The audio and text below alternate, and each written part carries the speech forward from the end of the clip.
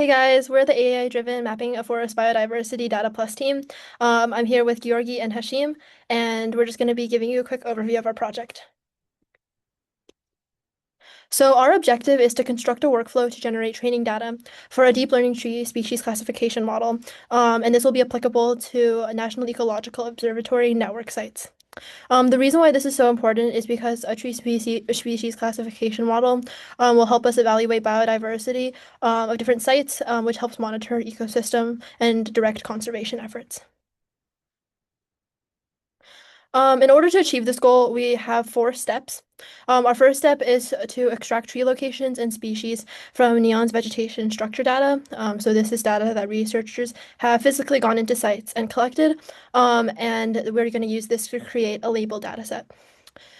Step 2 would be crown tree delineation. So this we would use the segment anything model 2 on Neon's RGB imagery to refine crown bounding boxes from the dataset generated with deep forest.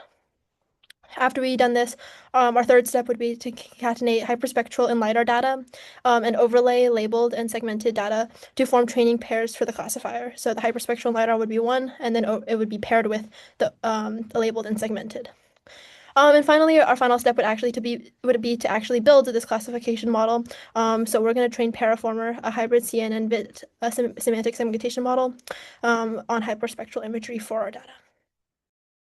So our first step in creating the training data is importing the ground truth to create initial labels for our trees. So our initial labels consist of tree trunk locations and tree species extracted from the vegetation structure data, which is tabular. And before we move on with this data, we have to clean it a little bit. So we have to delete trees that aren't visible from above using publicly available R package. We delete dead, diseased, and damaged trees. And we also delete trees that are too small that cannot be seen on a hyperspectral imagery. And on the left, you can see a visualization of these labels where the species are in black, the locations are in black, and the approximate crowns are in blue for the Mountain Lake Biological Station site in Virginia. Our next step is to evolve these labels by generating tree segmentations. So that is a key innovation of our project to generate segmentations that are more precise than the bounding boxes you can see on the left. To do this, we combine 3 data sources.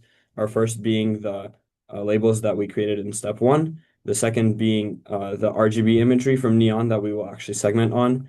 And the third being bounding boxes that will serve as a guide for our segmentation model, segment anything model 2. So our procedure for segmentation is to match the bounding boxes to our trees with known labels. Once we've done that, we will label those trees according to the species. All the other trees, once segmented, will be labeled as unknown, and everything else will be labeled as background, as you can see in the image on the right.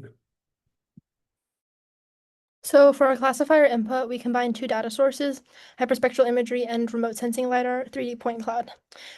So hyperspectral imagery actually contains 426 bands. So in order to avoid model overfitting, we actually performed callback-labelar divergence, and this reduced the amount of bands to 150. After we performed this band reduction, we also flattened the 3D point cloud into a canopy height model, and then concatenated it with the hyperspectral imagery. So this would form a total of 151 bands. So just to clarify, once we flattened it, the canopy height model, or CHM, would form an additional band. So now let's give you an overview of our deep learning model, which is called Paraformer. Paraformer uses a hybrid CNN and vision transformer approach to counter the poor performance of CNN regarding the global features. We have been able to train the Paraformer on 18 of 20 by 20 MLPS plots with 24 classes, including background.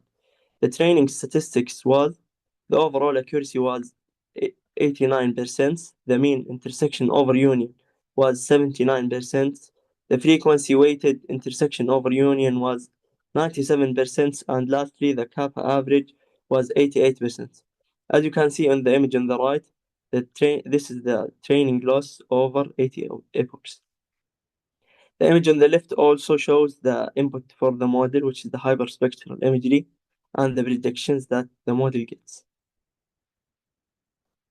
So for our next steps, we wanted to generate bounding boxes using deep forest model instead of using an already generated dataset, so that we can generate training data for an arbitrary year.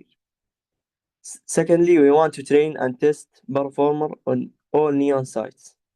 Thirdly, we want to experiment other deep learning models such as Spectral Former and HRWN. And lastly, we want to automate the full workflow so that we can get more efficient data generation and model training. That's it, everybody. Thank you.